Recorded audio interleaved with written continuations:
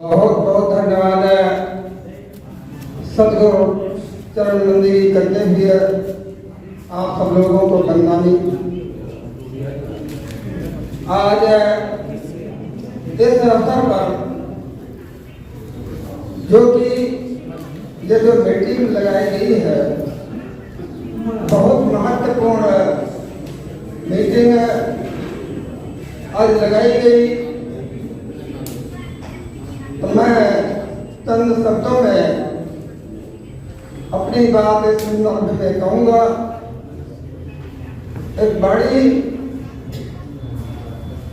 कहा गया कि चलती चक्की देख के दिया कबीरा रोए, दो पाटन के बीच में साबुत बचा न कोई।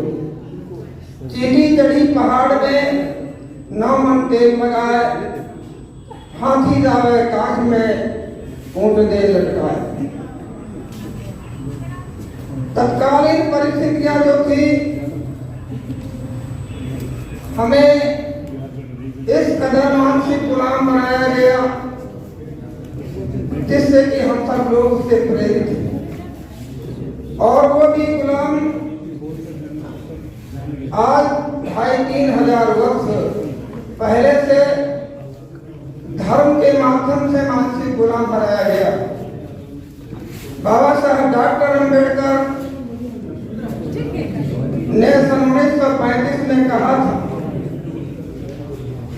कि धर्म दीर्घकालिक राजनीति है, धर्म दीर्घकालिक राजनीति है और राजनीति अल्पकालिक धर्म है।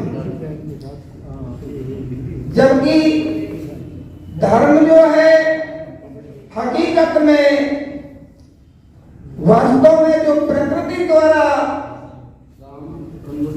बना बनाया नियम है उस पर चलने का नाम धर्म है, और जो मानव कल्याण के लिए मानव द्वारा बनाया गया नियम वो धर्म है। मानव समाज 3 बिंदुओं पर केंद्रित है: शिक्षा, संपत्ति और सत्ता। मानव समाज पूरे विश्व में 3 बिंदुओं पर केंद्रित है, चौथे पर नहीं। शिक्षा भी ज्ञान से, संपत्ति भी ज्ञान से और सत्ता भी ज्ञान से, ये तीनों बिंदुओं पर केंद्रित है। तो हमें शिक्षा से मस्तिष्क के द्वारा शिक्षा भी ग्रहण करना है ज्ञान के लिए, और संपत्ति भी से सक्षम होना है और सत्ता भी। तीनों बिंदुओं पर हम फेल हैं।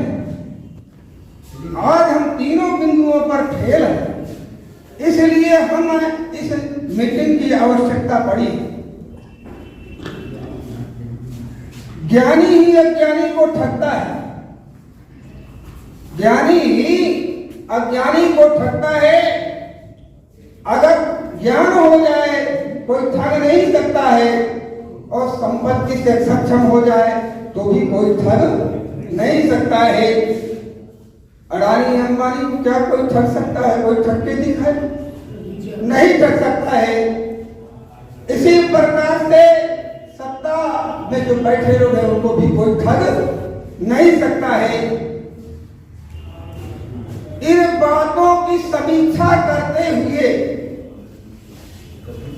हमारी लड़ाई आज से नहीं, सन 1891 से, यह लड़ाई सन 1891 से है।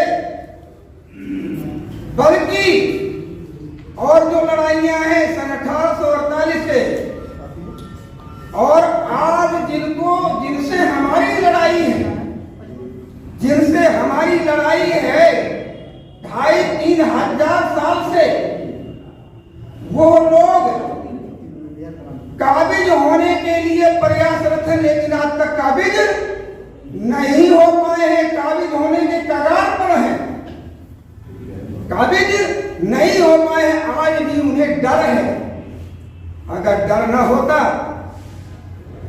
वो भी डर इस बात पर है संविधान हमारे साथ है, संविधान हमारे साथ है, इसलिए संविधान को लेकर हम चल रहे हैं, इसलिए हमारी आज भी ताकत है। इसलिए बहुत ज्यादा बात हमें नहीं करना है इस संदर्भ में, हमें सिर्फ एक बात पर बात करना है कि तथागत बुद्ध का मत और डॉक्टर अम्बेडकर का पथ, इस विचारधारा पर हम लोगों को काम करना है और सभी संत, जैसे कहा आज विश्व धरोहर है, विश्व धरोहर है, मैं तो कहता हूं कि एक बोध गया ही नहीं, भारत की धरती का कण कण हमारी पीड़ा है, हमारी धरोहर है। इसलिए हम विश्व ज्ञान मार्गी संत महासभा की तरफ से विश्व ज्ञान मार्गी, विश्व धरोहर है, विश्व की बात करता हूं तो विश्व ज्ञान मार्गी कोई भी व्यक्ति हो, चाहे वो कबीरपंथी हो, चाहे दाता साईं मत का हो, चाहे गुरु नानक का हो, चाहे बुद्ध बौद्ध भिक्षु हो, सबको हमें एक मंच पे आकर के अपनी ताकत को बना करके इस लड़ाई को जीतना होगा। इस लड़ाई को जीतना होगा जब हम ताकत बनाएंगे। इस संदर्भ में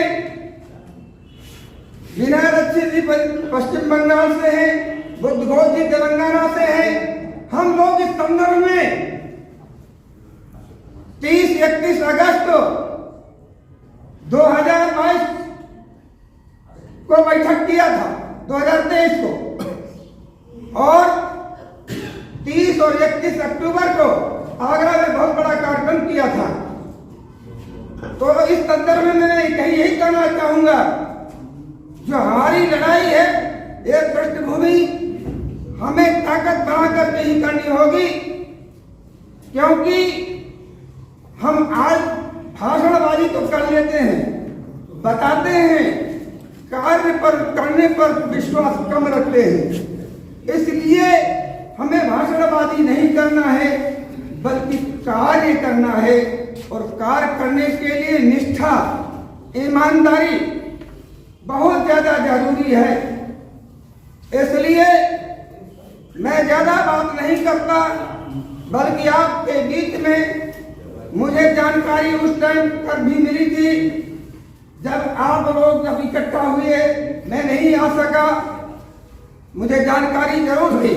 आज मुझे जानकारी मिली आप लोगों के बीच में, मैं आप लोगों को आश्वस्त करते हुए ये कहता हूं कि जितने भी मेरे देश के अंदर अपने सानिध्य में तमाम पंथों से जो साधु संत समाज और हमारे उपासक गण हमारे साथ हैं, हम हर तरह से इस अच्छे नेक कार्य के लिए तन मन से सहयोग देने के लिए हम बराबर कंधे से कंधा मिला करके आपके साथ खड़े रहेंगे। जहां जरूरत पड़ेगी हमें अवगत कराए, और अवगत भी न कराएं, मुझे जानकारी होगी, इस पे दो राय नहीं है। ये तो आज सोशल मीडिया बहुत ज्यादा आगे है, जानकारी हो ही जाएगी। तो हम बिना बुलाए भी जितनी ताकत के साथ हमें हमारे पास ऊर्जा होगी, उसकी खपत आपके साथ करेंगे। इसी बात के साथ बहुत बहुत आप लोगों का आभार, धन्यवाद।